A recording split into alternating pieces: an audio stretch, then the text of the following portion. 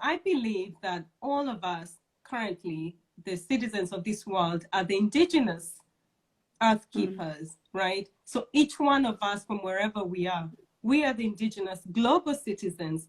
And so I think folktales are our reminder of who we were, and also in a way our roadmap for where we want to be, who we want to become as one sort of, one global human race.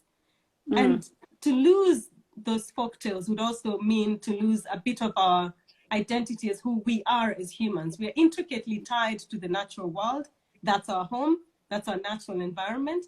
And our folktales, if you look at folktales all around the world, you will almost always find some kind of theme that is tied to what people did in the wild, or what people did in the bush, what people planted or ate, how people interacted with animals. And that's really central to what folktales in Africa are about. However, folktales in Africa were passed down orally. I might be one of the last generation of kids that got this opportunity to sit under an acacia tree or whatever tree and get a story told to you sort of in that natural way. That doesn't happen anymore. And it's a real tragedy. And I think it's a tragedy around the world. But for me personally, I feel a serious connection to the stories, and a real need and an urgent need to want to preserve them. So I've been thinking about this for a long time, and especially because I've got mixed race kids, so they have one part of me and a different heritage as well. And that other part of them tends to be the more told story.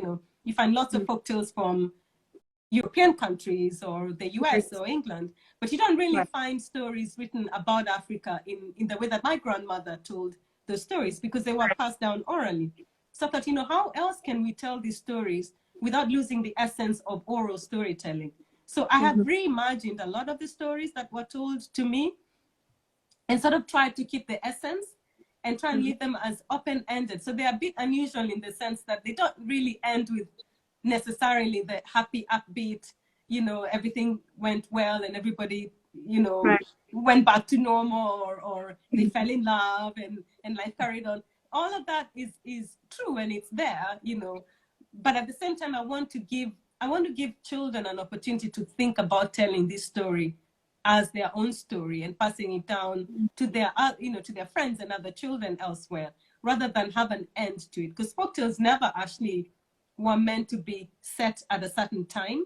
So any story that I tell today has evolved. It's not the original story, and we'll never know what the original story was. But the value or the essence of the message is always passed down. And that's really the point of the African Folktales Project, is to preserve that essence of storytelling and to share it with everyone, and to give ownership to everybody. These are all our stories. We all own African stories as much as we own, Anglo-Saxon stories. So I just want these stories to be out there and to be shared by everyone, and everybody can have a little sense of who we were in the past and where we're going based on these stories.